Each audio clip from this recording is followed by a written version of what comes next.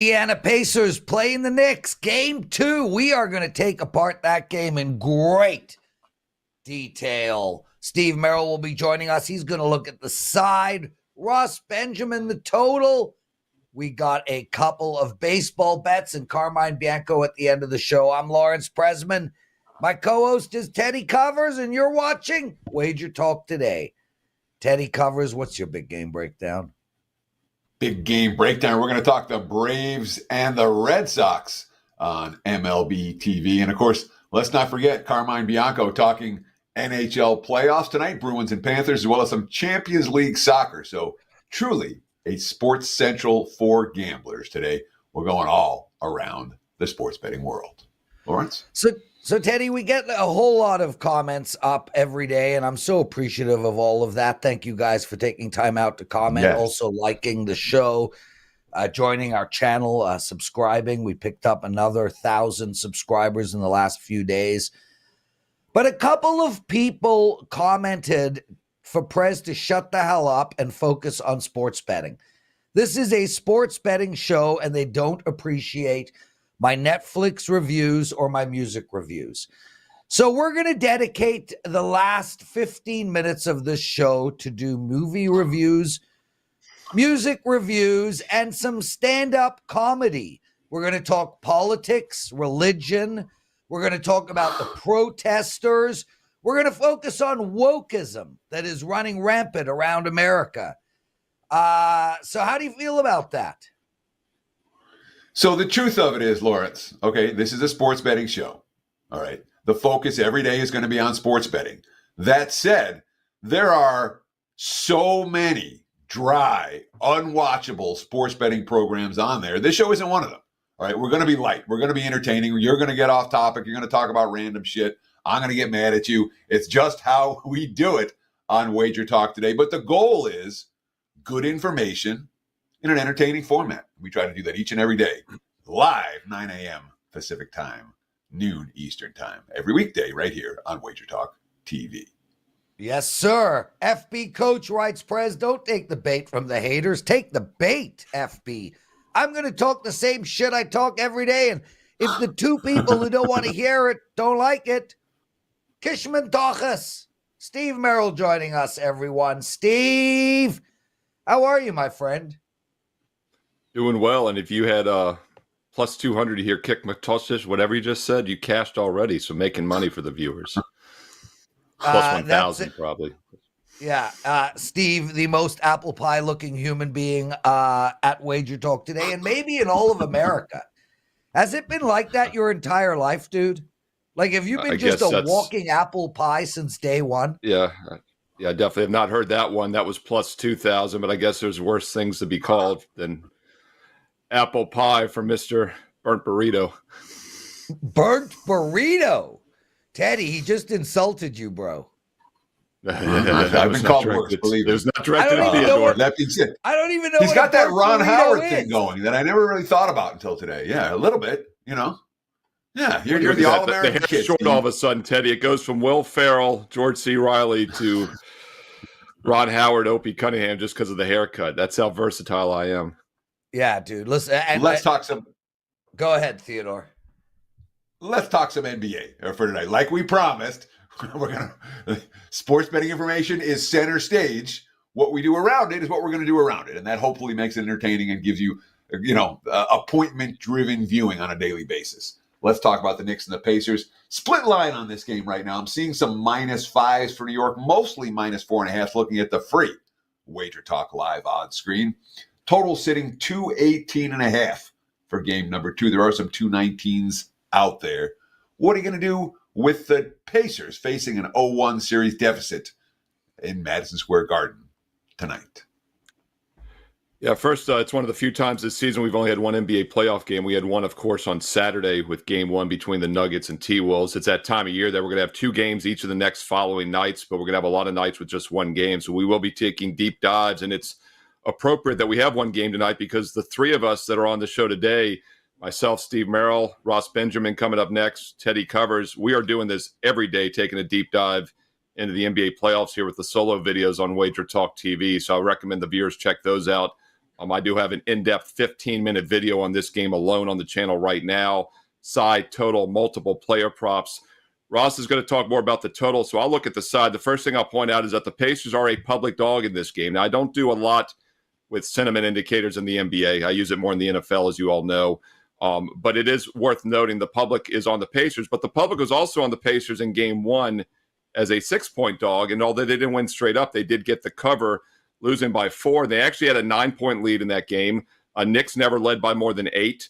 And the free throw shooting was the difference. The Knicks got to the line 7 times more, and they made 7 more free throws. And, of course, there were some controversial calls in the game. A reviewed kickball that shouldn't have been called. They still reviewed it, upheld it, and then the official said afterwards it was missed. Don't quite understand how that happens. Also a moving screen late. So this was a very tight game. My concern, though, for the Indiana bounce-back spot, which does look like it's live here, is Halliburton. He's once again on the injury report with lower back spasms. He played game one, but if you look at how he played in game one, he is not healthy, and I do not think he's healthy tonight, but I do expect him to go, and that makes handicapping very tricky when you have such a key player. Halliburton's a great shooter, but he's not really a points guy. He's an assist guy, the best assist guy in the NBA this year. When he was out for a month or so earlier this season, the Pacers did struggle, and they went from being a pure over team to more of an under team. With him struggling in game one, and by the way, he was only 2 for 6, only 2 for 5 from 3, had only 6 points and only 8 assists. The game still soared over the total, though, of course, with 238 points, and we did cash with the over. That's where I was for my client play in game one, over the 217. And one of the things I pointed out, and Ross will talk more about the total, much lower than the regular season. We had 248, 235, 237 in those 3 regular season games, just a 217. This was priced at 221 last night. Now it's down to 218. So we have seen some under money come in. I do a mathematical rescore based on the pace. I actually got exactly 217. The teams both shot lights out, but it wasn't as fast of a pace. I want to look at a couple player props, though, while we're talking about this game. First of all, I talked about Josh Hart in my video for game one. I mentioned how he did not do much in the 3 regular season meetings, but he exploded once again in game one. He's having an excellent playoffs. You got to be careful with Hart because he is getting more shot attempts. They're using him more than when these teams played in December and early February. With that said, though, you talk about perfection. Josh Hart played every second of game one. He played 48 minutes, and he had 24 points, 9 for 13 shooting, 1 for 1 from 3, and he got to 24. Now, obviously, that went well over his total of 14.5. He had 16, 18, and 4 the 3 previous games against Philly. Every playoff game had been 14.5 or lower. Many of them were 13.5s, even 11.5s. Now it's 16.5. So if you're going to look for Josh Hart to regress, I think it probably happens tonight. I like Josh Hart under 16.5 points for that reason, especially since Indiana is in bounce-back mode. I would be careful with the Halliburton props because, once again, if he plays, which I think he will, the props are a go. I'm not saying to play him under necessarily on assists because he's such an assist guy, but I think his points could be worth a look at for an under on the Indiana side. I just don't think Halliburton is fully healthy. So when it comes to a follow-up question here, we're talking props, right? Because we didn't give a strong opinion on side or total for this game, correct? Right. I think the prop market's the way to go. No, I don't. I mean, I think it's a bounce-back spot for Indiana, but with Halliburton's injury, I'm very concerned there for his health because he's, as you know, the catalyst of that offense. Steve, sure. I mean, what do you make of the Pacers bench? Wow. Outscoring the Knicks bench 46 to. The first one wasn't a follow-up. It was a question about should I ask a follow-up? And what should I ask a follow-up to, Lawrence? Yeah. Just stay off screen. Pacers bench 46-3 in the first meeting between these two teams. Is that something we would expect to see again tonight? Does Indiana have a legit bench advantage? And are the Knicks ever going to get tired after playing these crazy minutes with all their starters? I mean, the Knicks rotation, but without Mitchell Robinson, it could be down to, 6 guys tonight. We'll see how much playing time Achua gets, but 6 or 7 for the Knicks. So follow-up, bench for Indiana, dominant in the first game. Knicks, lack of depth. Do either of those 2 factors come into play for you tonight? Yes, and that's actually something I talked about in my deep dive video is how the Villanova 3 carried them in game 1. I think they had all but 4 of the points in the fourth quarter, and that, of course, is Dante DiVincenzo. You've got Hart, and you've got Brunson. And as you know, Teddy, I've talked about this a lot on shows with you. Brunson, I've said for 2 years now, the most underrated superstar in the NBA. I don't think anybody thinks he's underrated anymore. And I've also said at the same time, Julius Randle was the most overrated superstar. And we see what the Knicks are doing without Randall in the lineup this season. Brunson, by the way, just became the 4th player in NBA playoff history to have 40 straight points in 4 games. And oh, by the way, 5 games ago, he had 39. So he's almost done it 5 straight. The only 3 guys that have ever done it before, Michael Jordan, Jerry West, and Teddy's idol, Bernard King, another New York Knick. Those are the other 3. So Brunson's in uncharted territory. Now, I talked about Hart maybe fading him. I think you can make an argument to maybe fade Brunson here, but then again, do you really want to fade the best player on the court who's had 40+?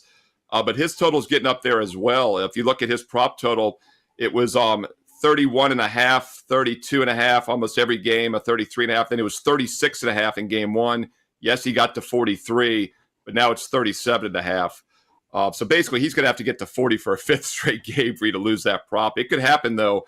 I've said this entire last series and this one, I'm not betting against Brunson, so I would just stay off that one, but I would lean under if you had to play it. I think hard under is the way to go. And DiVincenzo, he's been great too, but you bring up a good point. It's basically those 3, and I think for that reason, New York is vulnerable, especially if the Indiana bench picks it up. But the Indiana bench is going to have to pick it up because, once again, I don't think Halliburton is fully healthy. But yeah, the big 3 carried New York in game 1. And by the way, how good were those Villanova teams? They won the championship together in 16. They won the championship. A couple of them were there in 18. But in 2017, when they're all there, they were the number 1 overall seed, and they got bounced in the round of 32 by Wisconsin. That just shows the randomness of the NCAA tournament and the one-and-done scenario, whereas the NBA playoffs, one of the reasons I've won consistently for 30 years, it's a best of 7, and that's why I just love this time of year. No one does Indiana more than Steve Merril. You literally look, I don't know what people from Indiana look like, Teddy. but I'm Andy thinking, Lang. no, Steve Merril. He's making an American vanilla joke. Here we go. Apple pie, vanilla ice Steve. cream. Here we go. Steve, somebody in the chat room commented on your great haircut. For the record, Teddy, we spoke about hair yesterday, and 3 people commented that your hair was better than mine. Nobody mentioned that mine was better than yours, but it was only 3-0. Steve, I don't really find your haircut that spectacular. No offense. I mean, I feel like your wife could have done it with a trimmer. She did. 100%. You've cashed. Boom! Steve Merril hosting in my seat Monday, Tuesday, Wednesday, and Thursday of next week. Andy Lang will be hosting and Friday. Andy Lang will be hosting with you on Friday as Teddy's taking that day off. Should be fun. Everyone will enjoy not having the 2 of us here. Maybe you guys can focus on sports instead of nonsense. It is Steve Merril, dude. Let's talk Diamondbacks at Reds. This Cincinnati team lost 6 in a row. Only 1 of these games have been close.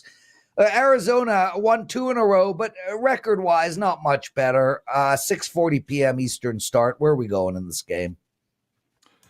Yeah, I wanted to talk about the Reds for a couple reasons. Also going to look at the total in this game. But, I mentioned several weeks ago, that I thought Cincinnati was one of those teams early on that was a little misleading. And the reason I said that was because first couple of weeks of the season, really the first month of the season, they were averaging almost 5.5 runs a game. Really explosive offensively if you look at that metric, and they had a pretty good record overall. But I'm a big proponent on batting average, hits. I think it gets lost in modern baseball. Everyone looks at starting pitchers who go less than half the game sometimes. Everybody looks at launch angle, home runs. But the offensive lineup, when they're consistently putting the ball in play, good things can happen. And the one thing that jumped out to me about the Reds' decent start, their high-scoring average, is they weren't hitting the ball. They're averaging like 5.5 runs a game on like a barely over a 200 batting average. And when I see that happen, whether it's overall season or in a short-term 10, 15-game sample, I think the batting average is the true indicator. And that's been proven to be correct here because the Reds are now averaging less than 4.5 runs a game. That's almost a 20% drop over the past month. And they're still barely batting over 200 for the season. So my point is, keep an eye on hits, batting average. I think it's something that's not incorporated fully into the baseball averages, the baseball betting numbers every day. And it's something I take advantage of. With that said, Cincinnati is ice cold. They've lost 6 straight games. They've had 8 hits or less in 6 straight. They've actually had 6 hits or less in each of their last 5 games. Arizona is red hot offensively, 17 runs the last 2 games, 21 hits. In fact, they've had 8 hits or more. in 3 straight. I do lean over 9 in this game, and I do like that key number of 9. I'm a little concerned with the Reds getting there, though, so I think the best way to attack this is a team total. We get both team totals at 4.5. The one I trust a lot more is Arizona. So I like the over 9, but if it's going to get there, it's going to definitely have to be Arizona getting to 5 or more. Diamondbacks in better current form and a much better offensive team. So take a look at the D-backs over 4.5 runs here in this game. Early first pitch, 6:40 Eastern tonight on Wednesday. Yeah, so the D-backs do have back-to-back strong offensive showings. They scored, as you mentioned, 17 runs over the last 2 games. However, prior to that, it was 9 straight games for Arizona where they scored 4 runs or less, 3 runs or less in 7 of those, 1 run or less in 6 of those. Do we trust the D-backs lineup right now, despite those recent form lousy numbers? Yeah, I mean, on average, you could say about 4.5 runs, 8 to 9 hits is an average performance. The D-backs, just looking over their last 7 games, they've had 7 hits or more in 5 of those 7, 8 or more in over half of them, and they've scored 4 runs or more in 4 of those 7 games. So they haven't been quietly as below average as that 0-1-1. Those 3 bad outings in a row might make you think. And they also faced Dodgers, Padres in those 3 games. I think the 19 runs the last 2 games is more of a breakout indicator. And something else I'll point out about Arizona, the full game itself going over 9. Arizona's road bullpen's been really bad this year, a 5.1 ERA, a 1.54 whip. So I think both teams can get over the 4.5 tonight. I do lean over 9 in the game. But once again, if you're looking at a team total, I think Arizona over 4.5 is a little bit more of a consistent offense. One of the best handicappers on the planet and a better human being. Steve Merril joining us. Dude, I would be the small spoon with you. Flat out. Who did you just kiss? Someone behind you? You. No, I was like letting you kiss the cheek here. Oh. You're blowing it back at me. Lip, dude. I want We're lip, not quite at that stage in our relationship, I don't feel. So that's why I was turning. But it's okay. cheek. We'll get there. Or maybe that Peyton Manning forehead of yours. There we go. Omaha.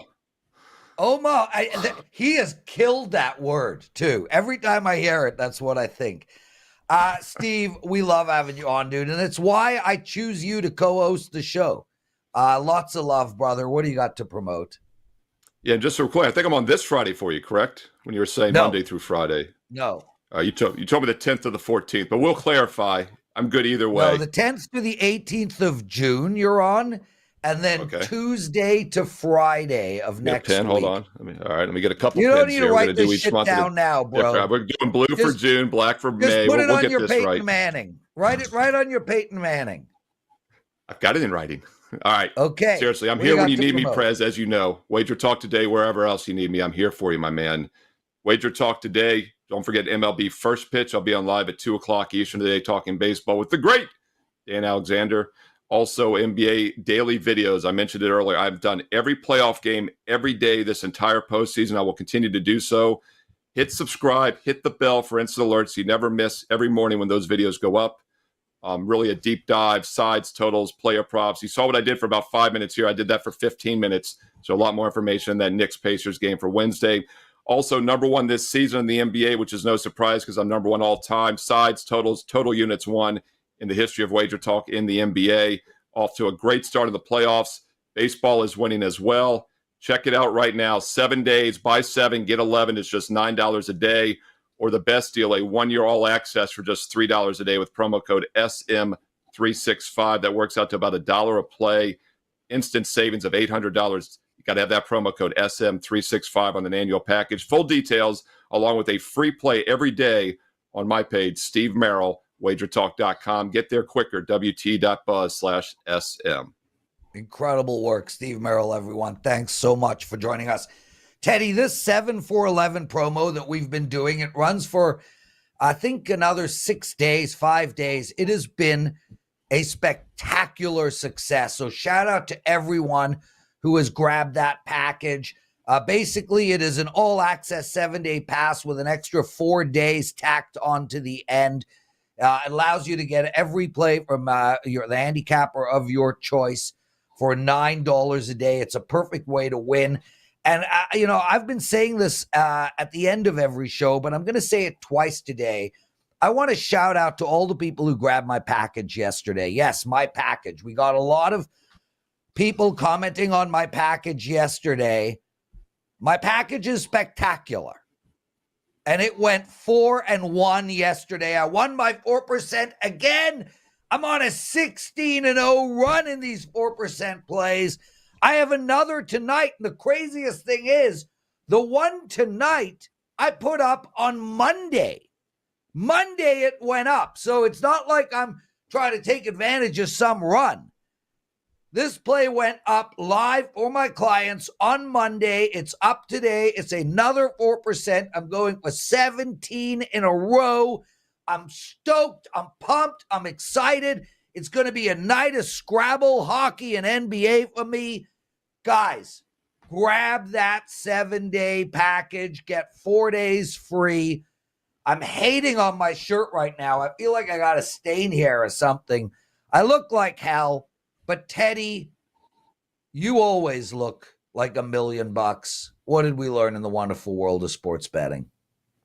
No, I don't look like $1 million when I do the early morning show, the Morning Market Movers or Opening Line Report or whatever, the new podcast.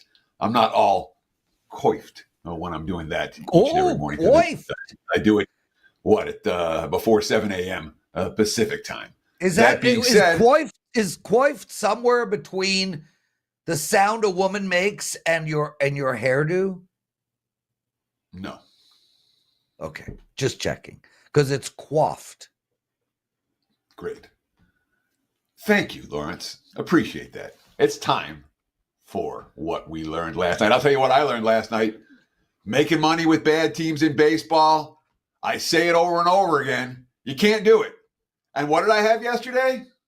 Well, 2 really bad teams, and they both lost. I caught a couple of winners with the A's when they went on their hot streak. Had the A's yesterday. I turned on the TV. It was the second inning, and they were down 10-0 to the Rangers, and I turned it right off. Stripling got squeezed in the strike zone, and when he got squeezed, he threw meatballs. It was ugly. A's are still top 10 in profitability. They had been playing pretty good ball before this 3-game skid. That said, I know what they are. You know what they are. We knew what they were in spring training. This is a last place team. The A's upside is 70 wins. The Rockies yesterday, they might be worse than the A's. Another team that we knew was going to be awful. I had to take Colorado and Pittsburgh over the weekend. The Pirates couldn't be laying, and I caught a W in the series opener, 3-2. And they haven't won since. The Rockies still stink. They can't hit a lick. The pitching is awful. Yesterday, I'm like, the Giants can't be laying. They can't be laying minus 160 on the road. Yeah, they can. Rockies got shut out of Coors, thoroughly dominated in that ballgame. There are exceptions to every sports betting rule. I'm a veteran capper who got caught with a pair of wrong sides in MLB yesterday, betting on bottom feeders. I had a right side with the Yankees as my free play. Yankees not a bottom feeder. Hopefully, I've learned my lesson. See if we can do better today. Lawrence? Teddy covers. Ronald Kabang. Firstly, shout out to Ronald. He gave up his spot for the great Ross Benjamin today. He writes, the shit you say sometimes makes me laugh for 5 minutes straight. That's as good a compliment as I've ever gotten in my life because you know me, Teddy. And Vivian has to put up with me. And I say to her all the time, the joke comes first. No matter if it's crude, no matter if it insults you, no matter what, the joke comes first.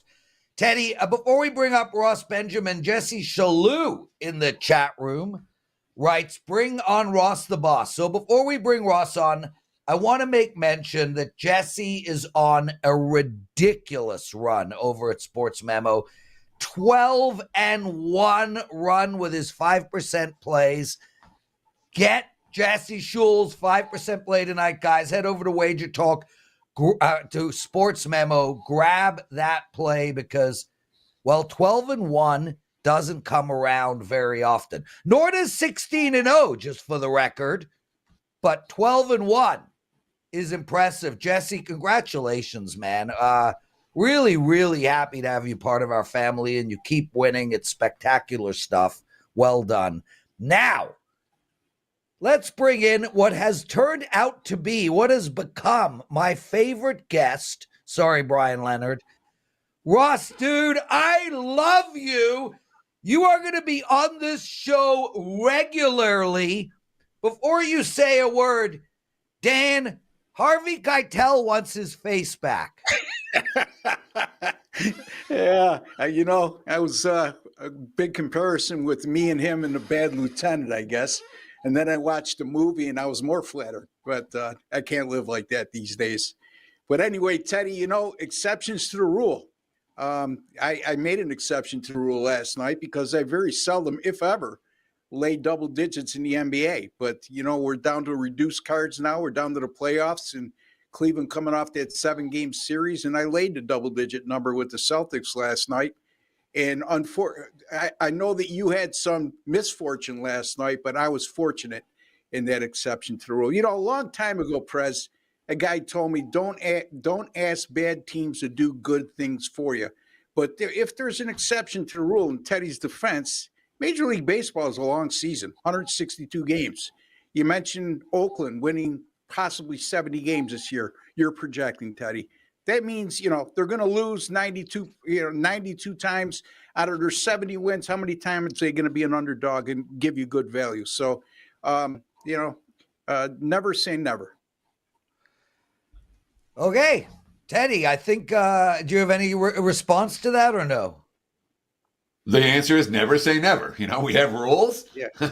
We have guidelines, and then you break those guidelines sometimes. Yesterday, again, I made money with the A's. Not yesterday, though. But in general, it's hard to make money betting on bottom feeders across sports, MLB no exception. Ross, let's get into it. What are we breaking down first? Let's talk a little MLB. The Mariners and the Twins have played a fun competitive series so far. Look at the WagerTalk live odds screen. I'm seeing 7.5 is the total. Basically a pick'em price here, minus 110 or even lower for Minnesota. What do you want to do with the Mariners and the Twins? Full game or first 5? I'm going to concentrate on the total, and I'm going to get into the first 5 total, as a matter of fact.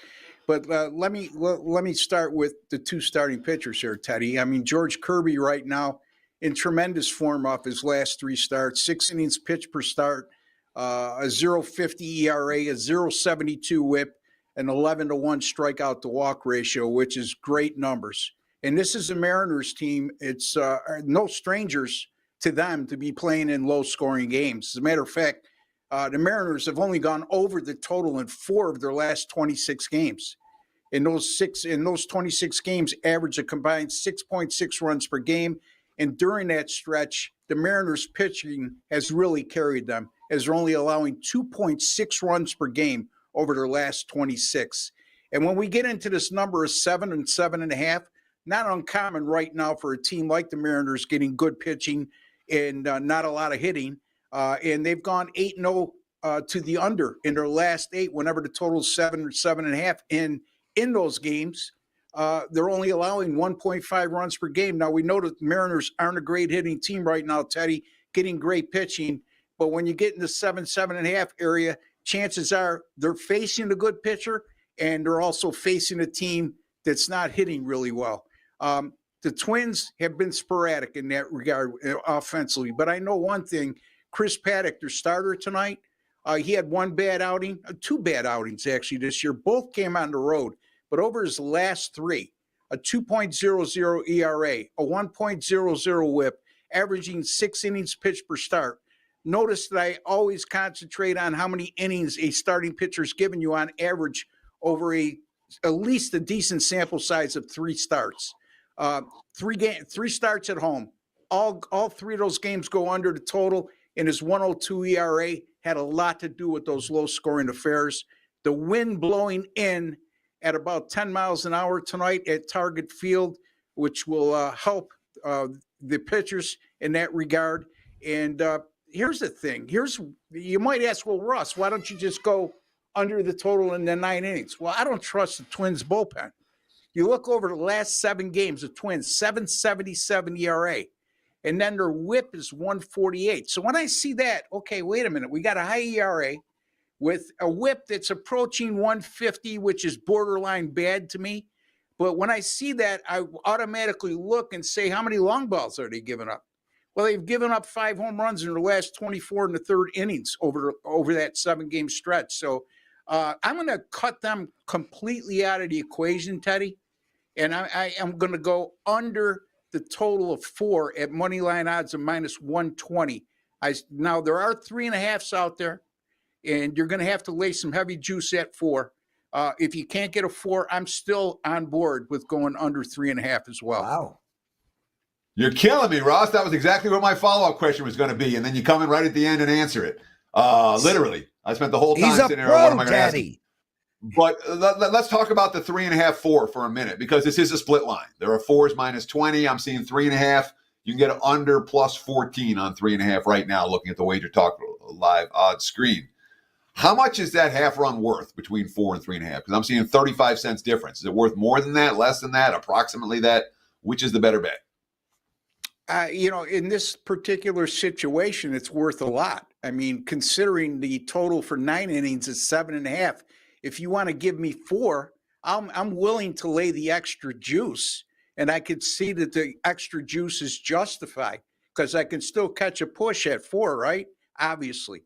And anytime I see a total that's for the first 5 that exceeds 50% of the total for the game, and I have a pitching matchup such as this, and a team that can't hit their way out of a paper bag like the Mariners involved in a game, it certainly weighs heavily in terms of that. Why I would be willing to lay the extra juice at 4. Ross Benjamin joining us. Ross, Mark Kessler writes in the chat room, Ross reminds me of my grandfather. Great value from a man that is a class act, always educating the masses. His picks hit more often than not. Now, Mark, Ross is 38 years old. Hey, you know what? He's no grandfather. You know what, Prez? I think people lose sight of the fact because me and Teddy do solo videos. Steve as well, obviously, and a couple other gentlemen over at WagerTalk, and so do I. And I like to tell people, look, it's when we give out a free pick, we want to win anything we put out, right? But it's not fair. It's business 101. You don't give free picks out that somebody else is paying for, one of your clients. Okay, so it's usually the first game left out kind of thing. Yeah, and agreed. That doesn't mean you don't want to win, but along the way, pay attention to our analysis, because sometimes we could lose a game, but we could teach you something in the art of handicapping and our methodology, right? You know what I mean? And you could use that for future use, because Teddy, you know as well as I do, and Prez, you know better than anybody, that there's nothing 100% ironclad when it comes to a system or a way of handicapping. There's always a percentile where you're not going to come through. So listen to the analysis listen to Steve Merril. The guy analyzes Ross, games. Go ahead.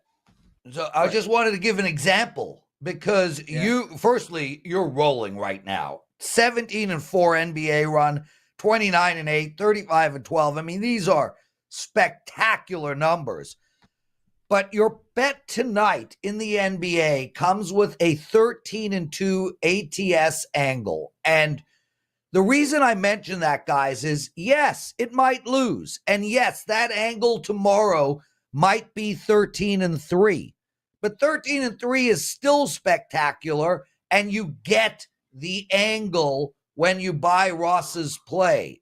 And that's very important, because it might lose, but you've just pocketed some incredible information for later on. Talk to us about that and sort of how you attack these angles and whatnot in your handicapping.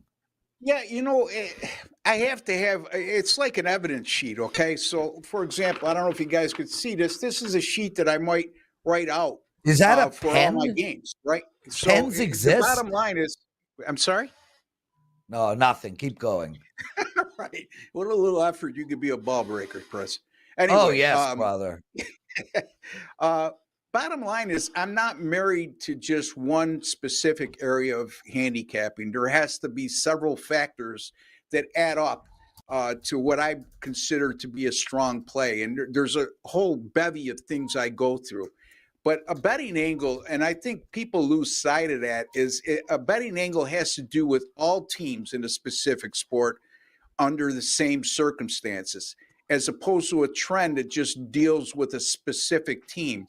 So, if I have an evidence sheet like I just showed you, and I don't know what other phrase to use, but in any event, and then I have a betting angle that supports everything else that I find to be advantageous to making that play that day, then to me it makes it even more important because, and Teddy, I'd be interested to hear your thoughts on this because it's technical handicapping, right, that I incorporate sometime.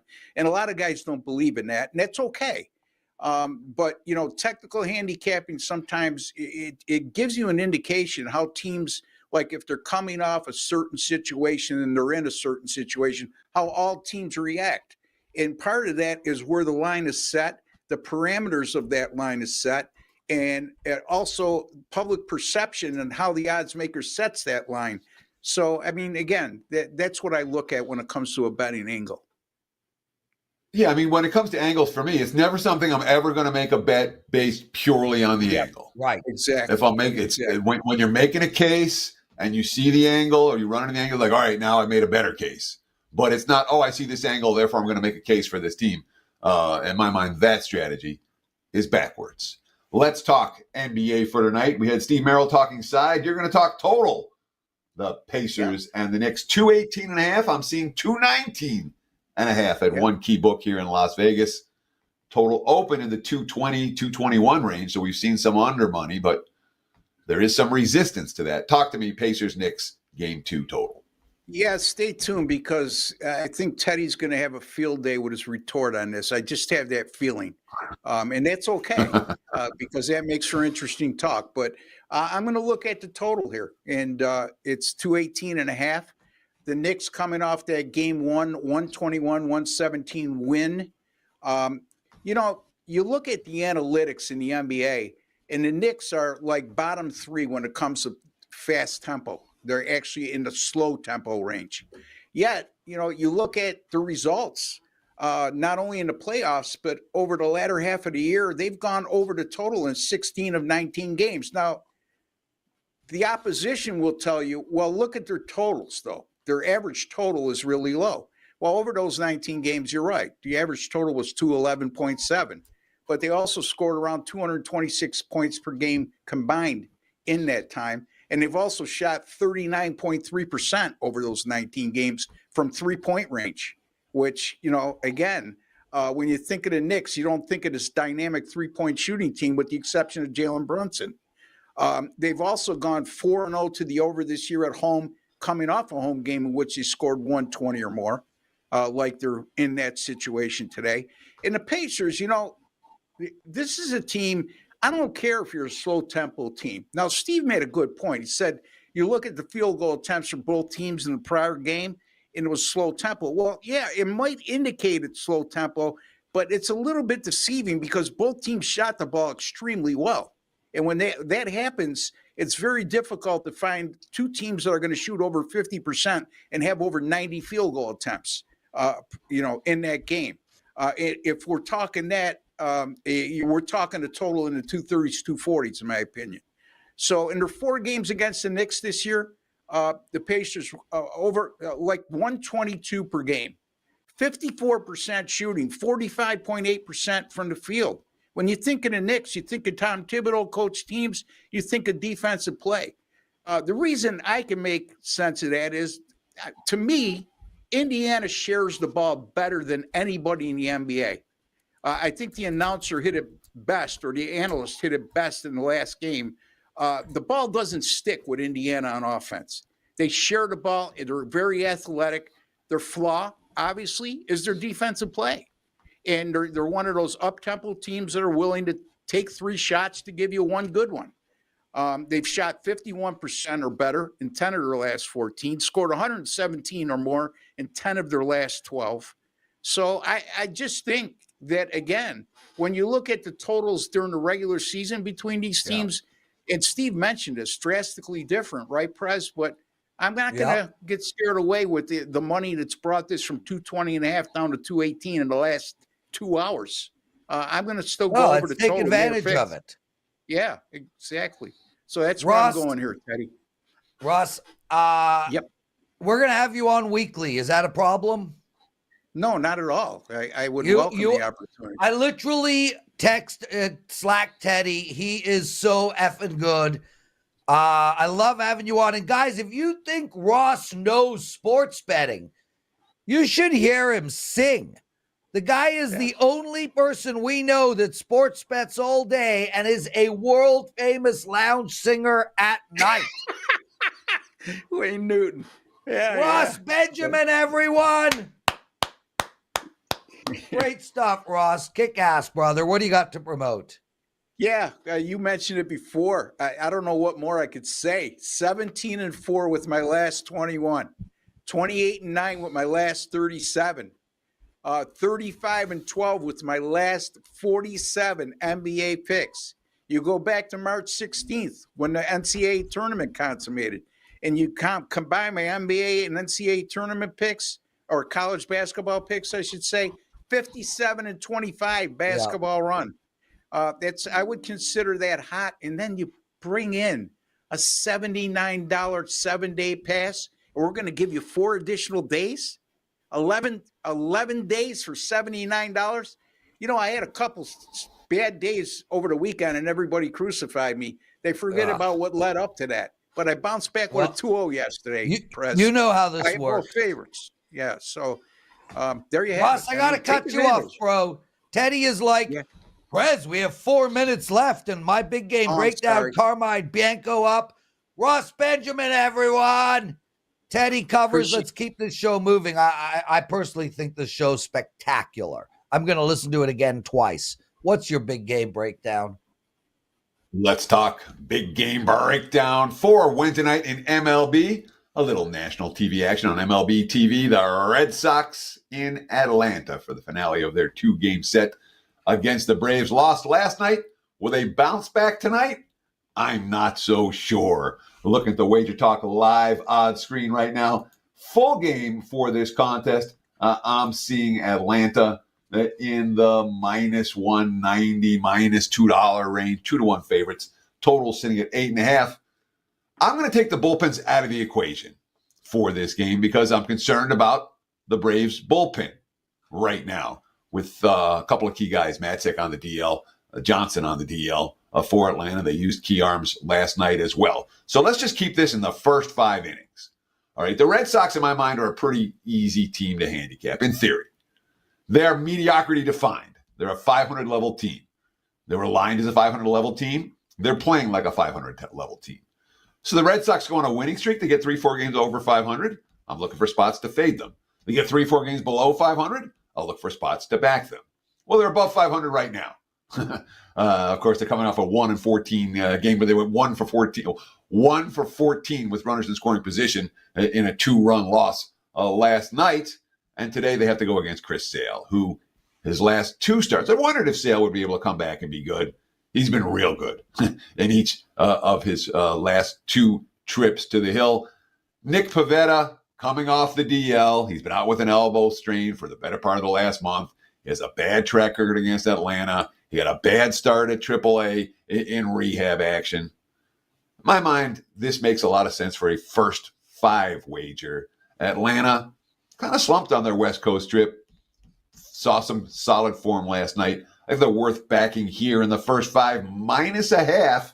And again, when you talk about -0.5, a run line bet for the first 5 innings with the Braves, they got to win by 1 right now. WagerTalk live odds screen. You can get that -125, -130 as a wager worthy of consideration. There's your big game breakdown. Braves, first 5 innings, -0.5 run. Back to you, Mr. Prez. Teddy, I was on that game yesterday, went 3-0 in baseball. All my clients had the under in that game. Carmine Bianco, my best pal, freaking love this guy, Teddy. And, you know, we have a personal relationship. He lives down the street. Carm, let's get straight into it. It's tough to follow Let's go, Ross. man. It's tough to follow Ross, and I gave Ross a lot of breathing room because he's a freaking legend, bro. You and I, we're only becoming legends. Boston Bruins playing the Panthers. You like Florida in regulation tonight, and so do I. Tell us why.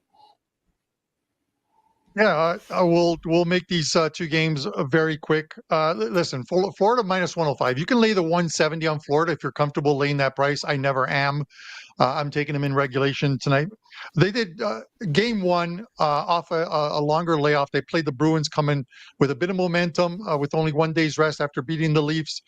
And they still shut down the Bruins' top two lines, but the Bruins got secondary scoring and scoring from their defense. And it was a looser Florida team than we've seen. They've dominated in the playoffs, Florida, that is, the analytic numbers in 5 of 6 games, including the Boston game, where the analytics were 3.4 to 3.16. The only game in which they were behind in analytics was a loss to Tampa Bay, and they followed that up with a big 6-1 win next time out. They're going to do the same thing here. Florida rebounds off a bad game and wins this one to even up the series at 1. Let's talk a little Champions League soccer. UEFA Champions League, Real Madrid, Bayern Munich. And Real Madrid on the three-way line is chalk, minus 110. Munich plus 280. Draw plus 280. Total 3. Juice to the over. What do you want to do with this Champions League match? What's that, noon today? So just a couple hours from now. Yeah, noon Pacific, 3 Eastern time. And this is a good one. Game one in Germany finished 2-2. And if you watch that game, and I know you didn't, Teddy, but if you guys watched that game, you saw that Real Madrid were the better team in that game. Again, dominated the analytics point of view as far as expected goals. But they're returning home now, everything to play for, a spot in the finals against Borussia Dortmund, who won yesterday against PSG. And this Real Madrid team, 14-time title winners, they just don't lose games at home. They are this year in all competitions at home, unbeaten in 24 games, 20 wins, 4 draws. Of that, in this competition, 3-1-1 in this competition at home. 12-6. That was a 3-0-2. 12-6 goal differential. This is a very good team. And the one thing that's going to happen today, I believe, that happened in game one is Bayern just don't have an answer for Vinicius Jr. and his speed, Real Madrid attacking. He scored 2 goals in that game, one to put him up, one to equalize. The guy is such a talent. They have no answer for his speed.